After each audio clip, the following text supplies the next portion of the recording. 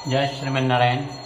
वाल्मीकि रामायण का एक श्लोक है जहाँ पर भगवान श्री राम ब्राह्मणों के बारे में कहते हैं, विप्र प्रसादात धरणीधरोहम, विप्र प्रसादात कमलावरोहम, विप्र प्रसादात अजिताजितोहम, विप्र प्रसादात मम राम नामम। ब्राह्मणों के आशीर्वाद के द्वारा ही मैं इस पूरी की पूरी पृथ्वी का भार अपने ऊपर रख पाने की योग्यता रखता हूँ। ब्राह्मणों के आशीर्वाद से ही कमलावरोहम अर्थात मैं जानकी जी लक्ष्मी जी का मेरा वरण हुआ है। विप्र प्रसादात अजिताजितोहम, ब्राह्मणों के शुभ आशीर्वाद से ही मैं अजय हूँ और ब्राह्मणों के आशीर्वाद से ही मम राम नामम, मेरा नाम राम है। एक बार की बात है, सरस्वती माँ सरस्वती के प्राचीन शुभ तट पर सभी ऋषियों का, संतों का, अमलात्माओं का, विमलात्माओं का एक सम्मेलन होता है और उसमें यह एक निर्णय लिया जाता है कि कौन से देवता सबसे ज़्यादा दयानिदान है, कृपा निदान है, दयालु नाथ है। इसका पता किया जाए और ये पता किया जाए कौन देवता सबसे ज़्यादा उपास्य है कि इसकी उपासना हमें करनी चाहिए। तो सब ऋषियों में भृगु ऋषि के ऊपर वह जिम्मा दिया जाता है कि भृगु ऋषि सारे देवताओं की परीक्षा करेंगे। तीनों देवताओं की, ब्रह्मा, विष्णु और महेश, तीनों की परीक्षा लेंगे और उस परीक्षा में जो उत्तीर्ण होता है उनकी उपासना हम लोग करेंगे। तो ऐसा जब भृगु ऋषि के ऊपर जिम्मेदारी डाली जाती है तो भृगु ऋषि सबसे पहले शिवलोक पहुंचते हैं, अर्थात कैलाश पर पहुंचते हैं महादेव के सामने। महादेव के पास में जब पहुंचते हैं तो महादेव उनका स्वागत करने के लिए उद्यत होते हैं, परंतु भृगु ऋषि वहां पहुंच करके उनको ऐसे हाथ दिखा देते हैं और थोड़ी सी उनसे दूरी बनाते हैं कि महादेव कहते हैं, आओ भृगु, आप भ्राता हैं मेरे और हम गले मिलते हैं। भ्राता का मतलब ब्रह्मा जी के पुत्र भृगु ऋषि है और ब्रह्मा से ही शिव की उत्पत्ति है। तो जिस पिता से दोनों संतानों की उत्पत्ति हुई है तो वे उनका संबंध भाई का हो गया। इसलिए महादेव भृगु कहते हैं, आइए भ्राता, मैं आपसे गले मिलना चाहता हूँ। परंतु भृगु ऋषि उन्हें रोक देते हैं कि वेरी सॉरी, एक्सट्रीमली सॉरी, मैं आपसे गले नहीं मिल सकता हूँ। महादेव कहते हैं, क्यों? भृगु ऋषि कहते हैं, आपके शरीर पर चिता की भस्म लेपी हुई है, आपके गले में हड्डियों की माला बनी हुई है।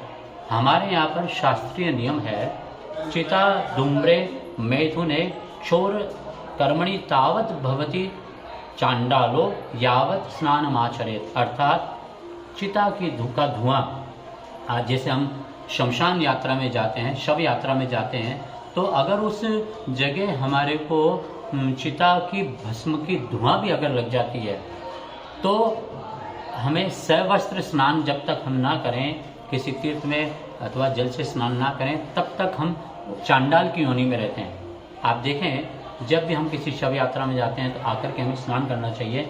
चिता, धूम्र, मैथुने और क्षौर, बाल कटाने पर भी हमें आकर के सवस्त्र स्नान करना चाहिए। तो इस प्रकार की जब चर्चा भृगु ऋषि महादेव से करते हैं तो महादेव क्रोधित हो जाते हैं कि आप मेरा अपमान कर रहे हैं। इस प्रकार क्रोधित होकर के भृगु ऋषि पर वे अपना त्रिशूल लेकर के चलते हैं। त्रिशूल लेकर के जैसे ही मारने के उद्यत होते हैं तो भृगु ऋषि मुस्कुराने लगते हैं, हंस जाते हैं। हे महादेव, आप परीक्षा में अनुत्तीर्ण हुए हैं। तो महादेव कहते हैं, कैसे? आप कौन सी परीक्षा ले रहे हैं?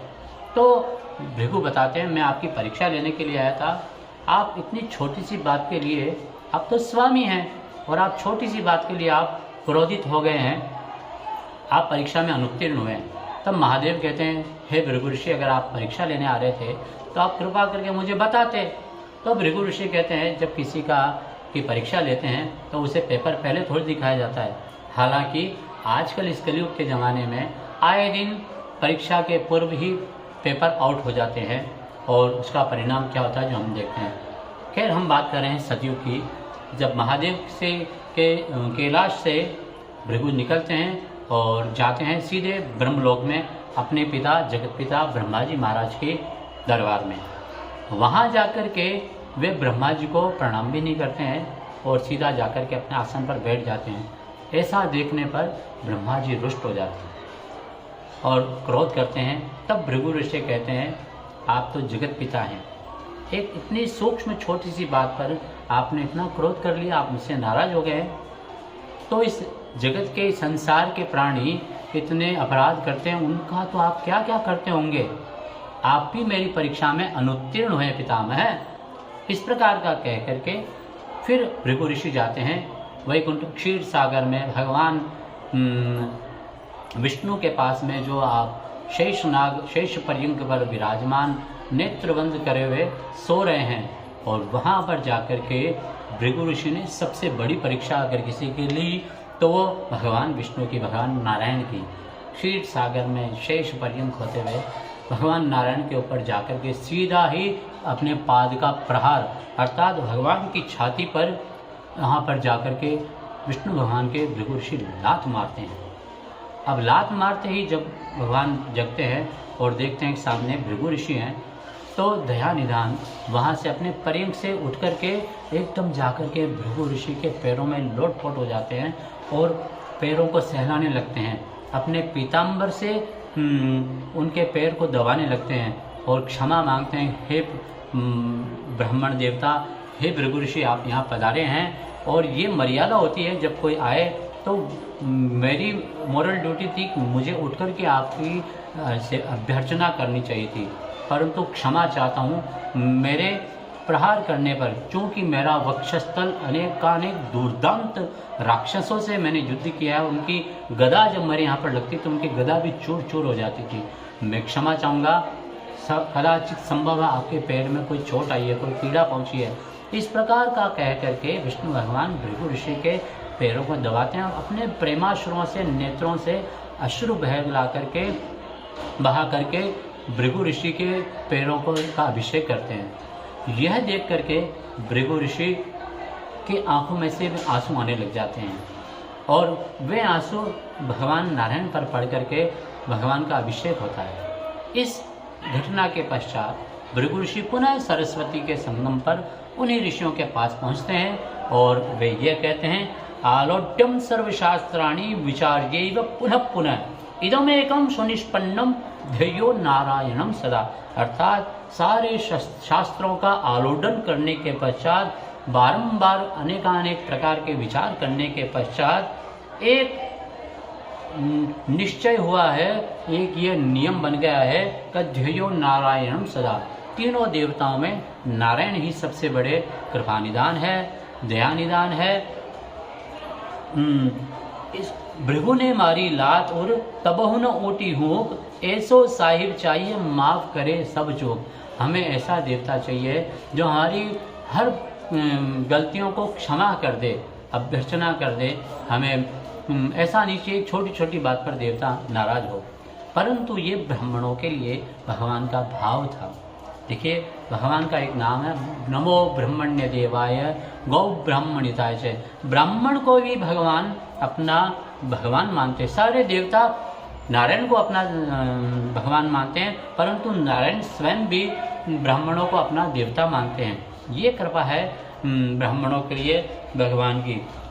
इसीलिए तो भगवान ये कहते ब्राह्मणों सीति पूज्यों में, ब्राह्मण जो है वो मेरे लिए भी पूजनीय है। तो ब्राह्मणों के लिए आप श्रद्धा रखें, भाव रखें। ब्राह्मण सभी के लिए, सभी वर्णों का, सर्वे भवन्तु सुखिनः सर्वे सन्तु निरामया सर्वे भद्राणि पश्यन्तु माँ कश्चित् दुःख भाग भवेत्। ब्राह्मण तो सभी के लिए अभ्यर्थना करता है, सभी के लिए शुभकांक्षाएं रखता है।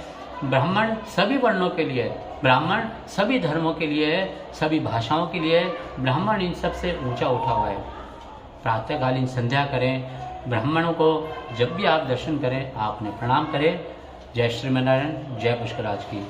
मैं पंडित रवि शर्मा, रघुनाथ जी महाराज का प्रधान अर्चक, पुष्कर के प्रधान वराघाट से प्रातःकाल पूजन एवं सायंकाल पूजन एवं आरती हमारे इस मंदिर से होती है। संभवतया कदाचित आपका पुष्कर आना हो, पुष्कर प्रवास हो, आपका स्वागत है। पुष्कर के प्रधान वराघाट पर रघुनाथ जी के मंदिर में आपका हार्दिक स्वागत एवं अभिनंदन है।